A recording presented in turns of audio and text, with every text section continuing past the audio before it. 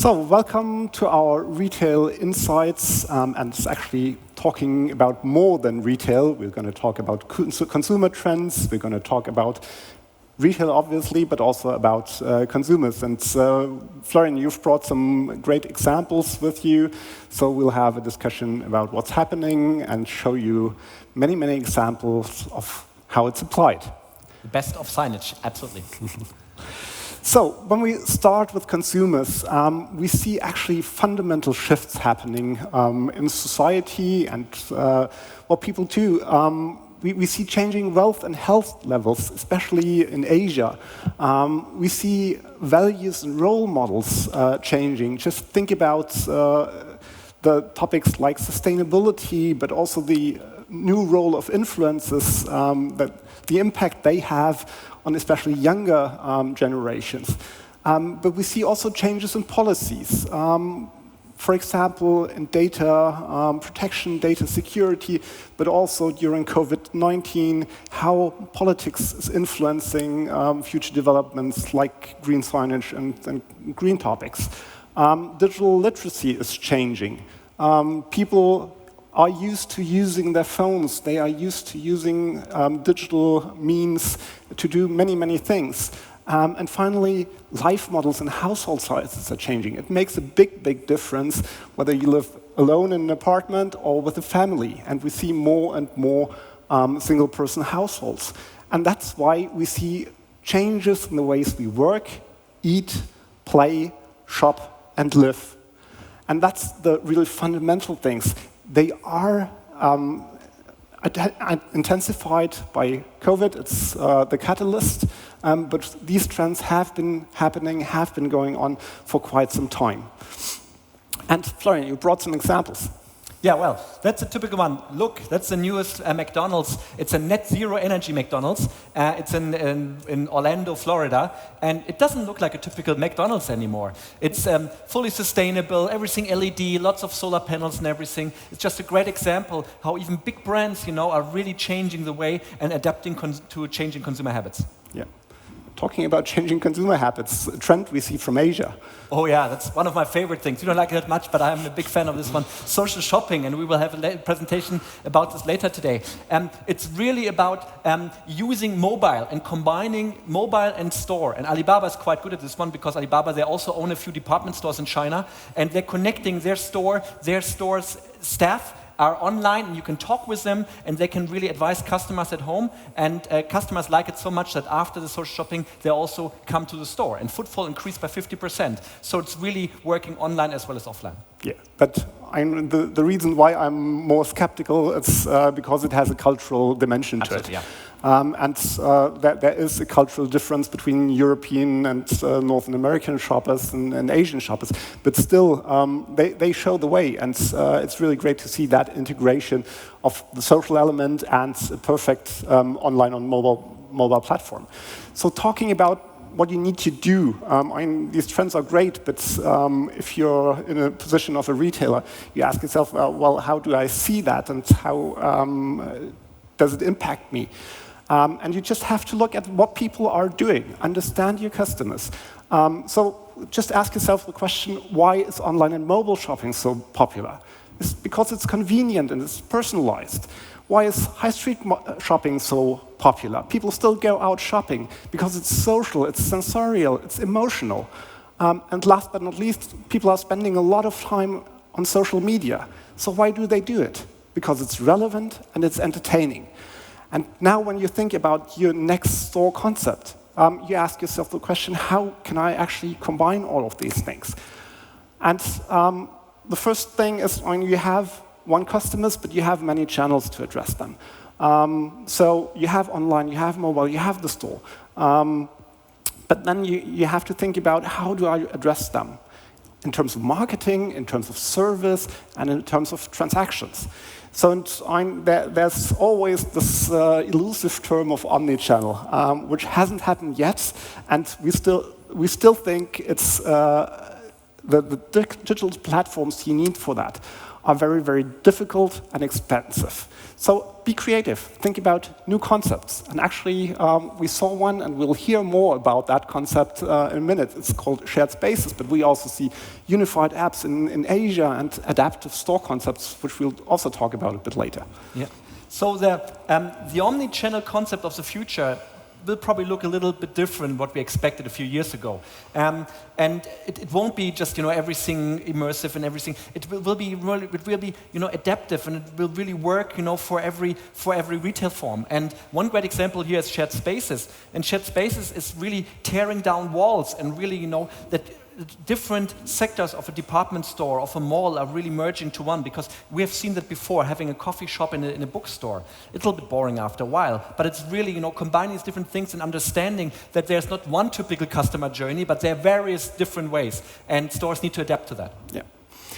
And you mentioned technology and the omnichannel platforms, and one very, very crucial thing there is the data you gather about your customers. But that's not a tech play in the first place. It's really a platform game and a brain game. So, because it still needs a lot of human insight to put into the equation. And the questions you have to ask yourself when setting up such a platform is why you measure. For marketing operations, for customer benefits purposes.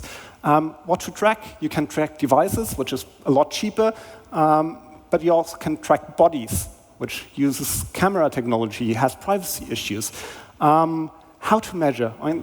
Sensors and technologies, there are plenty out there, but you really have to think about what you're using.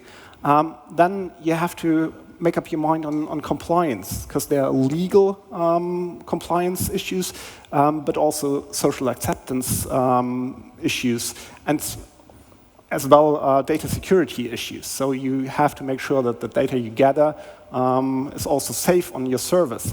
And last but not least, the data logic makes a big difference. So where do you store and how do you combine data you gather? Because we see much of the data being stored in individual silos, and then you can't combine it, and you're in big trouble.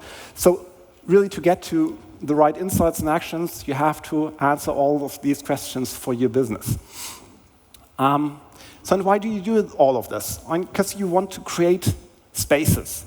And you're using digital to create different forms of spaces. And we call them static, dynamic, interactive, and adaptive. So what do we mean with it? Static are just spaces that don't use any digital.